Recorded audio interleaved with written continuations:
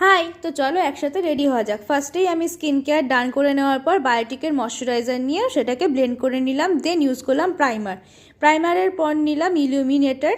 সেটাকে ভালো করে ব্লেন্ড করে নেওয়ার পর আমি একটা ফাউন্ডেশনও অ্যাপ্লাই করে নিলাম। তারপর আমি ইউজ করলাম ইনসাইড কসমেটিক্সের কনসিলার। সেটাকে ব্লেন্ড করে নেওয়ার পর লুজ পাউডার দিয়ে সেট করে নিলাম।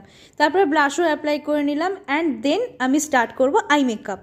আমি একটা নিউড শেড অ্যাপ্লাই করে আমি আমার আই মেকআপটা শুরু করছি। ফার্স্টেই আমি এটাকে আমার আপার লাইনে অ্যাপ্লাই করে নেওয়ার পর লোয়ার ল্যাশেও অ্যাপ্লাই করে নিলাম। দেন আমি মাস্কারা নিয়ে আই লুকটা কমপ্লিট করে নেওয়ার পর একটা নিউড শেডে লিপস্টিকও পরে নিলাম।